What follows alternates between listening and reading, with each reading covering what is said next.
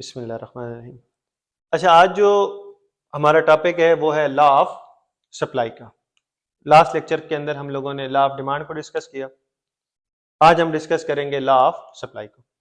जैसे कि last lecture के अंदर भी मैंने ये बात एक्सप्लेन की थी कि लॉ क्या होता है पहले ये समझना जरूरी है, फिर हमने समझा था कि डिमांड क्या है।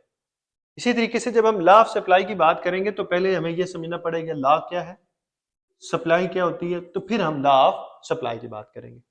अब अगेन वही लॉ, यहाँ पे भी हमें कंडीशन अटैच करनी पड़ेंगी। तो मैंने लास्ट लेक्चर में भी बताया था कि जितने भी इकोनॉमिक लॉज हैं वो सारे के सारे क्या हैं, कंडीशनल है। बगैर किसी कंडीशन के आप कोई भी लॉ एक्सप्लेन नहीं कर सकते। और दूसरे साइंसेज में और जो इकोनॉमिक्स के लॉज हैं इनमें डिफरेंस ये है कि वो कंडीशनल नहीं होते और ये क्या होते हैं, कंडीशन होते हैं। ये person to person, condition to condition vary कर रहे होते हैं। तो इसलिए हम ये क्या कर देते हैं, इकोनॉमिक्स लॉज में हम कंडीशन अटैच कर देते हैं। और वह कंडीशन होती क्या है कि keeping all other thing constant, बाकी कोई चीज चेंज नहीं होगी, बाकी सब चीजें कांस्टेंट रहेंगी। तो ये लॉ बन जाता है। और फिर लॉ होता है क्या है कि अगर आप किसी एक्सपेरिमेंट को नंबर ऑफ टाइम रिपीट करते हैं और हर दफा आपको सेम रिजल्ट्स मिल रहे हो तो वो क्या बन जाता है, लॉ बन जाता है। तो ये तो लॉ हो गया। और इकोनॉमिक लॉज क्या है, कंडीशन अटैच करेंगे। अब ये है सप्लाई। तो यहाँ पे हमें दो चीजों में डिफरेंस क्लियर होना चाहिए, एक है सप्लाई और एक है स्टॉक। तो हम इसमें पहले डिफरेंस जरा देख लेते हैं कि इसमें क्या डिफरेंस होता है, supply and stock. Basically supply क्या है कि बीइंग अ प्रोड्यूसर आपने कोई चीज मैन्युफैक्चर की, मैन्युफैक्चर करने के बाद आपने उसको मार्केट में भेजा है सेल करने के लिए एट अ सर्टेन प्राइस। तो दो कंडीशन आ गई, मैन्युफैक्चर हुई है प्लस अवेलेबल है मार्केट में सेल के लिए एट अ सर्टेन प्राइस, तो आप उसे क्या बोलेंगे, सप्लाई। जो भी चीज किसी शॉप पे पड़ी आप पूछते हैं कितनी क्यों, आपको बताता है 100 रुपीज की है, 200 की है, 500 की है। तो इसका मतलब वो मार्केट में पड़ी हुई है सेल होने के लिए और उसकी एक प्राइस भी टैग लगा हुआ है, तो इसका मतलब वो चीज क्या है, सप्लाई। स्टॉक क्या है, एक चीज आपने बनाई, आपने वेयर हाउस में अपने पास रखी हुई है, आपने उसको मार्केट में अभी भेजा नहीं है सेल करने के लिए और उसकी प्राइस भी नहीं डिसाइडेड, तो वो क्या हो जाएगा, स्टॉक। तो सप्लाई एंड स्टॉक में क्या डिफरेंस है, सप्लाई का मतलब एक चीज प्रोड्यूस हुई है, प्रोड्यूस होने के बाद आपने उसको मार्केट में भेज दिया सेल करने के लिए एट अ सर्टेन प्राइस के ऊपर, तो वो क्या बन जाएगी, सप्लाई। स्टॉक क्या है, एक चीज मैन्युफैक्चर हुई लेकिन आपने उसको मार्केट में भेजा नहीं है, वो मार्केट में अवेलेबल नहीं है सेल होने के लिए, उसकी प्राइस डिसाइडेड नहीं है, तो वो क्या हो जाएगी, स्टॉक हो जाएगा। ठीक है, तो ये डिफरेंस है बिटवीन सप्लाई एंड स्टॉक। अब जब हम स्पेसिफिकली बात करते हैं लॉ ऑफ सप्लाई की, तो लॉ ऑफ सप्लाई में अगेन जैसे मैंने पहले बताया था कि इकोनॉमिक्स में किसी भी क्वेश्चन का आंसर करने के लिए आपके पास कितने वेज होते हैं, 4 वेज है। सबसे पहले क्या होता है, थ्योरी। सेकंड आप बताते हैं मैथमेटिकल इक्वेशन। थर्ड हम बताते हैं टेबल। और फोर्थ में हम बताते हैं ग्राफ।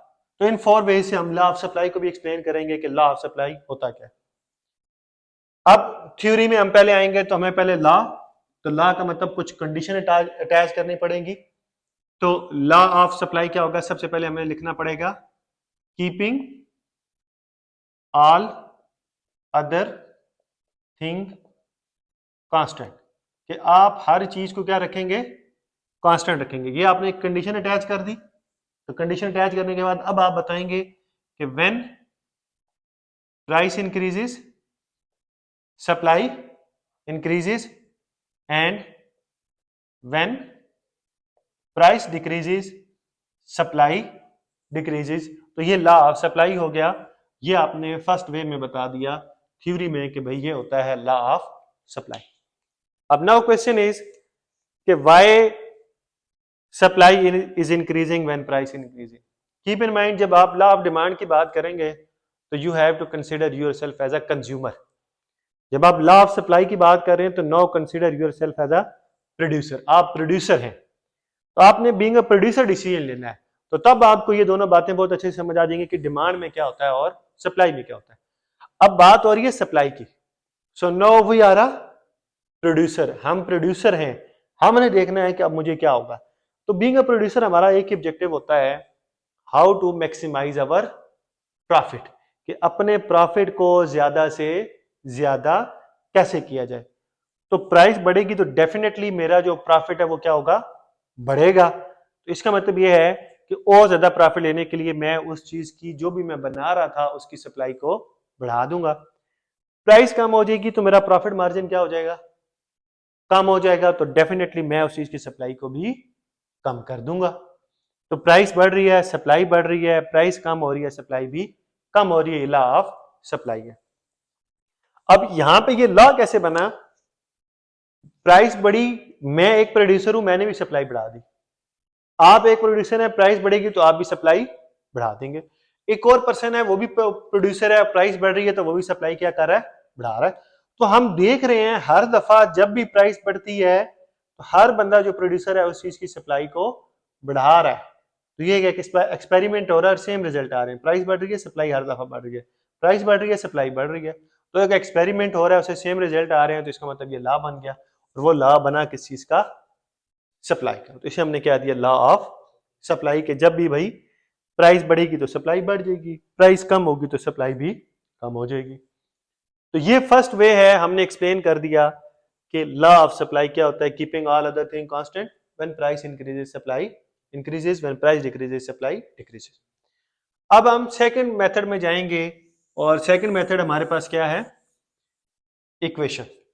अब इक्वेशन में जब हम बात करते हैं तो इक्वेशन के अंदर QS is equal to C plus DP। अब जैसे हमने लॉ ऑफ डिमांड में पढ़ा था, वहां पे A था, यहां भी आप A लिख सकते हैं, यहां उधर B था, इधर भी आप B लिख सकते हैं। लेकिन क्योंकि हम कंफ्यूज हो जाते हैं तो इसलिए हम डिफरेंट अल्फाबेट यूज कर लेते हैं, जो कि इसके इंटरसेप्ट और जो डिमांड का इंटरसेप्ट है उन दोनों में डिफरेंशिएट हो सके। अब अगेन यहाँ पे इक्वल है, ये इकोनॉमिक मॉडल है, ये मॉडल सप्लाई का है। जब भी मॉडल आएगा तो उसमें दो वेरिएबल होंगे, एक को हम डिपेंडेंट कहते हैं, दूसरे को इंडिपेंडेंट कहते हैं। लेफ्ट साइड पे जो वेरिएबल लिखे हुए होंगे वो डिपेंडेंट वेरिएबल होते हैं, राइट साइड पे जो वेरिएबल लिखे होते हैं उसे हम क्या कहते हैं, इंडिपेंडेंट वेरिएबल। और इन्हीं का एक और नाम होता है, डिपेंडेंट वेरिएबल को हम एंडोजिनस वेरिएबल भी कहते हैं, और IV mean independent variable. Independent variable का एक और नाम होता है जिसे हम क्या कहते हैं, एक्सोजिनस वेरिएबल। तो डिफरेंट बुक में डिफरेंट नाम यूज किए जाते हैं, तो आपने याद रखना है कि लेफ्ट साइड पे डिपेंडेंट वेरिएबल, राइट साइड पे इंडिपेंडेंट वेरिएबल। जैसे वहां पे ए इंटरसेप्ट था, यहां सी क्या है, इंटरसेप्ट है, और डी क्या है, कोफिशिएंट है किसका, स्लोप का। प्लस साइन क्यों आ रहा है, क्योंकि प्राइस में और जो सप्लाई में रिलेशनशिप है वो क्या है, पॉजिटिव है। अब ये हमें कैसे पता चलता है कि पॉजिटिव रिलेशनशिप है, नेगेटिव है, प्राइस बढ़ रही थी, सप्लाई बढ़ गई, प्राइस कम हो रही थी तो सप्लाई भी। अगर आप इनके एरोज के साइन पे गौर करें, दोनों सेम डायरेक्शन में मूव कर रहे हैं, तो दोनों अगर सेम डायरेक्शन में मूव कर रहे हैं तो so it's mean there is a positive relationship between these two variables. अब बहुत सारे स्टूडेंट यहाँ पे कंफ्यूज होते हैं कि ये कम हो रहा है, ये कम हो रहा है, तो ये नेगेटिव रिलेशनशिप है। नहीं, ये नेगेटिव नहीं है। सेम डायरेक्शन में मूव करना is a positive, either they are increasing और दे आर डिक्रीजिंग। इंक्रीज हो रहा है या दोनों डिक्रीज हो रहे हैं तो रिलेशनशिप क्या रहेगा, पॉजिटिव। अपोजिट डायरेक्शन में मूव कर रहे हैं, एक बढ़ रहा है दूसरा कम हो रहा है, तो ये क्या हो जाएंगे, फिर नेगेटिव होगा। लेकिन इस केस में प्राइस भी बढ़ रही थी, सप्लाई बढ़ रही थी, प्राइस कम हो रही है तो सप्लाई भी कम हो रही है, तो इसे हम ये कहते हैं कि यहाँ पे रिलेशनशिप क्या है, पॉजिटिव है। तो ये सेकंड वे में हमने थ्योरी को कन्वर्ट कर दिया इक्वेशन में कि भाई ये होता है law of supply.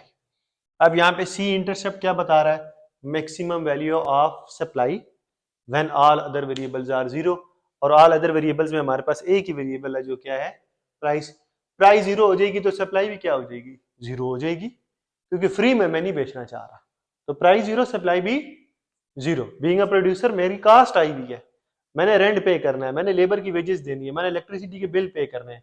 Price zero हो जाएगी, वहीं से तो मुझे रिटर्न आ रहा था, उधर से तो मैं अपनी सारी कास्ट पूरी कर रहा था। जब प्राइस ही नहीं मिल रही तो मैं क्यों सप्लाई करूंगा। तो प्राइस जीरो, सप्लाई भी जीरो। तो ये सेकंड वे हो गया लॉ ऑफ डिमांड का, जिसे हम क्या कहते हैं, इक्वेशन फॉर्म। थर्ड, हम इसी चीज को कन्वर्ट करते होते हैं टेबल के अंदर। टेबल के अंदर हम कैसे कन्वर्ट करते हैं कि एक साइड पे हम प्राइस और एक साइड पे सप्लाई की वैल्यूज आ गई। फॉर एग्जांपल पहले प्राइस 10 है, फिर 20 हो गई है, फिर 30 हो गई, प्राइस बढ़ रही है। तो लॉ ऑफ सप्लाई ये कहता है कि प्राइस बढ़ेगी तो सप्लाई बढ़ेगी। तो फॉर एग्जांपल यहाँ पहले 40 था, फिर ये 60 हो गया है, फिर ये 90 हो गया। प्राइस बढ़ रही है तो सप्लाई बढ़ रही थी, तो ये लॉ ऑफ सप्लाई हो गया। जो बात थ्योरी में कही थी वही इक्वेशन में कही, और उसी इक्वेशन को हमने किस में कन्वर्ट कर दिया, टेबल में। प्राइस बढ़ रही है, सप्लाई भी बढ़ रही है, ठीक है। अब इसी चीज को हम कन्वर्ट करेंगे ग्राफ के अंदर, और वो कैसे करेंगे? जब हम ग्राफ में आएंगे तो यहां प्राइस है, यहां सप्लाई है। अगेन रिपीट करते हैं कि वाई एक्सिस पे हमेशा इंडिपेंडेंट वेरिएबल आएगा, क्योंकि हमारी जो सप्लाई का डिसीजन था कि हमने सप्लाई बढ़ानी है, वो हमने खुद से नहीं कर लिया, उसके बैकएंड पे इसने हमें फोर्स किया था कि भाई अब आप सप्लाई बढ़ाएं। तो सप्लाई बढ़ी किसकी वजह से? नहीं, प्राइस की वजह से। प्राइस में चेंज पहले आया था, प्राइस के बढ़ने की वजह से हमने सप्लाई को बढ़ाया था। तो प्राइस इज इंडिपेंडेंट वेरिएबल, जिसमें पहले चेंज आएगा वो इंडिपेंडेंट वेरिएबल है, उसकी वजह से जो अफेक्ट हो जाएंगे वो क्या होंगे? Dependent variable. तो यहाँ पहले चेंज प्राइस में आ रहा है तो price is independent variable, supply price की वजह से अफेक्ट हो रही है तो वो हमारे पास क्या हो जाएगा? Dependent variable. अब यहां ओरिजिन 0, प्राइस की सबसे लोएस्ट वैल्यू 10, फिर 20 है, देन 30 है, और सप्लाई की सबसे लोएस्ट वैल्यू क्या है? 40, 60, 90। अब प्राइस का कॉम्बिनेशन सप्लाई के साथ, जब प्राइस 10 है तो सप्लाई कितनी है? 40, तो 10 एंड 40 के सामने यहां पे एक डॉट लगा देंगे। प्राइस 20 है तो सप्लाई कितनी है? 60, तो 20 एंड 60 के सामने यहां पे एक डॉट लगा देंगे। प्राइस 30 है तो सप्लाई कितनी है? 90, तो 30 एंड 90 के सामने यहाँ पे एक डॉट लगा देंगे। और इन सब को जब हम ज्वाइंट करेंगे तो ये हमारे पास ग्राफ कौन सा बन जाएगा? सप्लाई ग्राफ, ठीक है। अब अगेन क्वेश्चन ये कि इसको सप्लाई कर्व क्यों बोला? इसमें तो आपके पास प्राइस भी है, सप्लाई भी है, तो इसका नाम तो प्राइस कर्व भी रख सकते थे, सप्लाई कर्व ही क्यों रखा? इसलिए कि यहाँ पे सप्लाई डिपेंडेंट वेरिएबल है। सप्लाई कौन सा वेरिएबल है? Dependent variable. तो डिपेंडेंट वेरिएबल हमेशा डिसाइड करेगा कि हमारे कर्व का नाम क्या होगा। तो यहाँ पे डिपेंडेंट वेरिएबल सप्लाई है, तो इसलिए हमने इस कर्व का नाम क्या रखा? Supply curve. अब अगेन इसका कर्व की स्लोप क्या है? नेगेटिव और पॉजिटिव। तो लास्ट लेक्चर में हमने बताया था कि अगर वाई एक्सेस से ऐसे यूं नीचे आ रहा हो, वाई एक्सेस से शुरू हो और नीचे आ रहा हो तो वो डाउनवर्ड स्लोप होता है। ओरिजिन से शुरू हो और ऐसे ऊपर जा रहा हो तो वो क्या होता है? पॉजिटिव स्लोप होता है। इक्वेशन में भी उसने हमें, इक्वेशन जब हमने लिखी थी इसकी Q S equal to C plus D P, तो यहाँ पर भी हमने ये बात इंडिकेट की थी कि यहाँ पर ये जो पॉजिटिव आ रहा है वो पॉजिटिव आ इसी वजह से रहा है कि प्राइस और सप्लाई में रिलेशनशिप क्या है? पॉजिटिव है। तो इस वजह से जो इसका ग्राफ होगा वो किस शेप का बनेगा? पॉजिटिव स्लोप बनेगा, ठीक है। तो ये लॉ ऑफ सप्लाई के अंदर सबसे पहले हमें डिफरेंस क्लियर होना चाहिए। सप्लाई क्या है, स्टॉक क्या है? सप्लाई हर वो चीज जो बनी, बनाने के बाद आपने उसको मार्केट में भेज दिया है सेल करने के लिए, और उसकी आपने एक प्राइस सेट कर दी है, वो सप्लाई है। स्टॉक क्या है? एक चीज आपने बनाई है, अपने पास रख ली, उसको मार्केट भी नहीं भेजा और उसकी प्राइस भी सेट नहीं हुई, तो उसे हम क्या बोलेंगे? स्टॉक। तो उसके बाद लॉ, नंबर ऑफ एक्सपेरिमेंट किए, बार बार सेम रिजल्ट आया तो लॉ बन गया। लॉ ऑफ सप्लाई क्या बना? Keeping all other thing constant when price increases supply increases. Theory बनाई, थ्योरी को हमने कन्वर्ट किया इक्वेशन में, जब इक्वेशन में कन्वर्ट किया मॉडल बनाया, तो मॉडल में दो वेरिएबल्स आते हैं, डिपेंडेंट और इंडिपेंडेंट वेरिएबल। लेफ्ट साइड पे डिपेंडेंट होंगे, राइट साइड पे इंडिपेंडेंट होंगे, क्योंकि एक मॉडल के अंदर डिपेंडेंट एक ही होता है, इंडिपेंडेंट एक भी हो सकता है और एक से ज्यादा भी हो सकते हैं। यहां और बहुत सारे वेरिएबल्स हैं। सप्लाई को सिर्फ प्राइस नहीं इफेक्ट करती, पॉपुलेशन भी इफेक्ट करती है, इकोनॉमिक शॉक्स भी इफेक्ट करते हैं, लोगों की इनकम भी इफेक्ट करती है, टेक्नोलॉजी इफेक्ट करती है, रॉ मटेरियल की प्राइसेस हैं, टैक्स है, वो सारी चीजें इफेक्ट करती हैं। यहाँ लिखे हुए हैं, हमें नजर नहीं आ रहे। क्यों नहीं नजर आ रहे? क्योंकि हमने कहा है कीपिंग ऑल अदर थिंग, वो कांस्टेंट है, वो हमें नजर ही नहीं आएंगे क्योंकि कांस्टेंट कंसिडर किया हुआ है। तो और बहुत सारे इंडिपेंडेंट वेरिएबल, डिपेंडेंट एक ही होता है, इंडिपेंडेंट बहुत सारे होते हैं, इसलिए वो हम राइट साइड पे लिखते हैं। तो पॉजिटिव साइन प्लस, यहाँ पॉजिटिव क्यों लिखा, क्योंकि दोनों का रिलेशनशिप क्या है, पॉजिटिव है, तो इसलिए यहाँ पे हमने पॉजिटिव साइन यूज किया। फिर हम लोग चले गए टेबल में। टेबल में हमने प्राइस की वैल्यूज ली, हम लोगों ने सप्लाई की वैल्यूज ली, प्राइस बढ़ रही थी, सप्लाई भी बढ़ी। फिर इसी टेबल को हम लोगों ने कन्वर्ट किया फोर्थ मेथड के अंदर, फोर्थ वे के अंदर जो ग्राफ था, वाई एक्सिस पे हमने इंडिपेंडेंट वेरिएबल हमेशा लिखने होते हैं, एक्स एक्सिस पे डिपेंडेंट वेरिएबल। प्राइस की जो वैल्यूज थी, जो सप्लाई की वैल्यूज थी वो लिखी, उन दोनों के कॉम्बिनेशन बनाए और सप्लाई कर्व बन गया। इसे सप्लाई कर्व कहा क्यों, क्योंकि यहाँ पे डिपेंडेंट वेरिएबल क्या है, सप्लाई है, तो इसलिए इसको हमने कहा सप्लाई कर्व। तो ये हमारा पूरा टॉपिक था लॉ ऑफ सप्लाई का।